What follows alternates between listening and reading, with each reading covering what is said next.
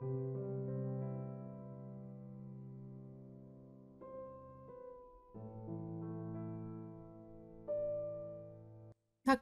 በቁጥር አላውቃቸውም፣ ግን እያንዳንዳቸውን አውቃቸዋለሁ። ብዙ ቢሆኑም ሁሉንም በጥልቀት ህይወታቸው ውስጥ ሰርስሬ ስለገባው መቼም ልረሳቸው አልችልም። መቼም ሲያወሩኝ የሚያወሩኝን እያንዳንዷን ቃላት እየኖርኩላቸው ነው የምሰማቸው። ዛሬ ከሂሩት ጋር ነኝ። በሰዓቷ ተገኝታ ከፊቴ ተቀምጣለች። ትጨነቃለች። በተለይ የፍቅረኛዋ ነገር ያስጨንቃታል። ስታገኘኝ ትጠይቀኛለች። ሁሌ ትጠይቀኛለች። እመልሳለሁ። አትረካም። ከኔ መልስ ፈልጋ መታ ስመልስላት ግን አትቀበለኝም።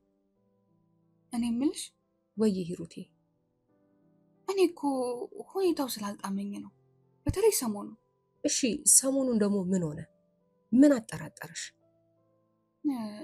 እኔ እና እሱ የተገናኘንበት ካፌ ሰሞኑን ሁሌም እዛ ነው፣ በቃ ሁሌ።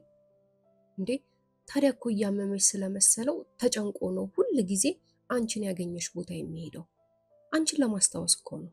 አይ አይ አይ አይ አይ እንደሱ አይደለም። አልገባሽም? ይኸውልሽ ለመጀመሪያ ጊዜ እዛ ስንገናኝ እዛው ካፌ ውስጥ ተቀምጬ፣ ከዛ እሱ መጣና ወንበሩ ሰው እንዳለው ጠየቀኝ። ከዛ እኔ ደግሞ እንደሌለው ስነግረው መጥቶ ተቀመጠ። ትንሽ አዋራኝና ስልኬን ጠየቀኝ። አስጨንቆ ተቀበለኝ። ከዛ ማውራት ጀመርን። ከዛ እንዴት እንደተገናኛችሁ እኮ ሁሌ በየቀኑ ነው የምትነግሪኝ። አሁን ሰሞኑን የረበሸሽን ብቻ ንገሪኝ እኮ። ልመጣልሽ እኮ ነው። የኔ ፍቅረኛ እኔን ከማግኘቱ በፊት ሴት ልጅ ብቻዋን ካገኘ ሄዶ ያናግራል። ከዛ ደግሞ ስልክ ይጠይቃል። ከዛ ሁሌ ይደውላል። እኔ እንደዛ አይደል ያደረገኝ አይደል? እና እንዴ እናማ አሁንም ከዛ ከሄደ ሴት ልጅ ብቻዋን ከተቀመጠች ላያናግር የሚችልበት ምንም አይነት ምክንያት የለው። እናፈራለሁ። እንዴ አንቺን ካገኘ በኋላ እኮ ሴት ማናገር ያቆማል። እና ደግሞ ምን እንደምላት ጠፋኝ። ስጋቷን አጋባችብኝ እንዴ። ሁላችንም ግን ፍቅረኞቻችንን የት ነው የተዋወቅናቸው? የት ነው ያገኘናቸው? እንዴት ነበር ያናገሩን? አሁንስ ያ አጋጣሚ ቢገጥማቸውስ? እኔ እንጃ። ይኸውልሽ ሩቴ፣ በቃ ነገ እናወራለን እሺ? ቤትሽ ገብተሽ አረፍ በይ።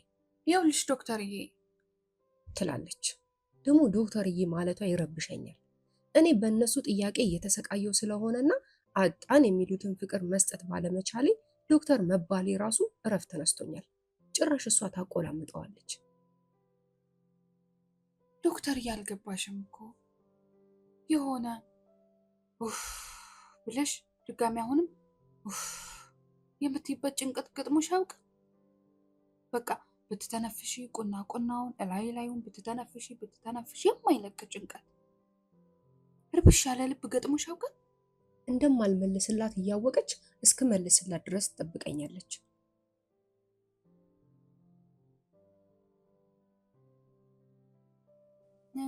ገጥሞሽ ያውቃል? እሺ ብታወሪ የማትጨርሺው ሀሳብስ? ሆድሽ ብርብር ብሎ ያውቅ?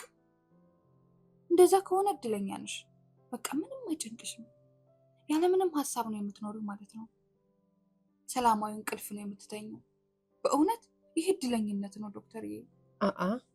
አለመውደድ እድለኝነት አይደለም። የሚንቦጨቦጭ ሆድና የሚንበረበር ልብ ማጣት ማለት እድለኝነት አይደለም እንዴ። ስሜት የሚባል ነገር የተሰጠን እኮ እንዲሰማን ነው። ምንም አለመሰማት፣ አለት መሆን፣ ደንዳና የማይሰበር ልብ ሲኖርሽ በድን ይዘሽ እንደምትንቀሳቀሽ ነው የሚሰማኝ። ይህን ስሜት አልፈልገውም። ቦርቧራ ልፍስፍስ መሆን አልፈልግም። በቃ አለ አይደለ ኃይለኛ፣ ልክ እንደሌላው መኩራት፣ ልክ እንደሌላው ምንም አያመጣም ማለት እፈልጋለሁ። በሄድስ ይሄዳ ማለት እፈልጋለሁ። መጨከን አይመለከተኝም ማለት እፈልጋለሁ። በቃ አለ አይደል ኃይለኛ መሆን እፈልጋለሁ። የማትበገር መሆን እፈልጋለሁ። እሺ አንድ ጥያቄ ልጠይቅሽ። በህይወትሽ የምታውቂው ኃይለኛና የማይበገር ማንን ነው? ክርስቶስ ነው እንዴ? ያው ፈጣሪ አይደል? ማን ይነካዋል ብለሽ ነው?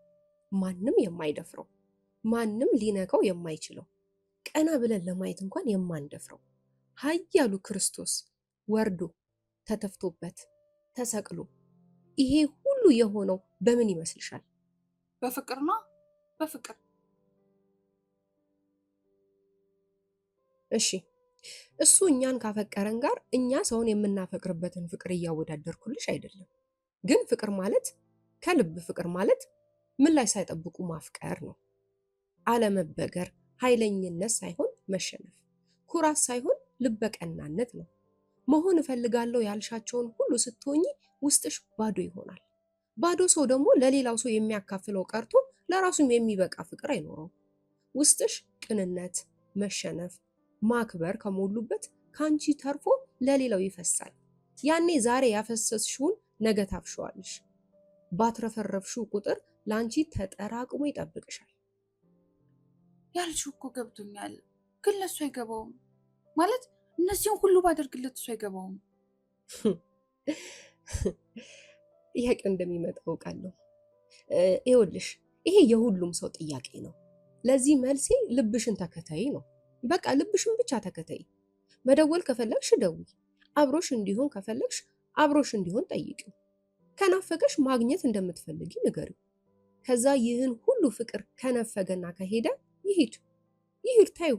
ቅድም ያልኩሽ ያትረፈረፍሽው ፍቅር ተጠራቅሞ መጥቶ ይክስሻል።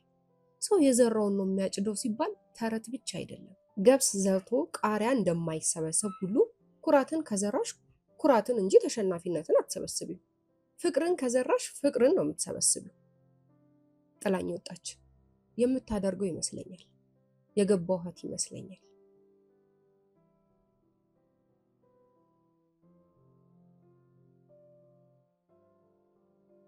ሌሎች አጫጭር ድራማዎችና ትረካዎችን ይዘን እየመጣን ነው። ሰብስክራይብ በማድረግ ቤተሰብ እየሆኑ ይጠብቁን። እናመሰግናለን።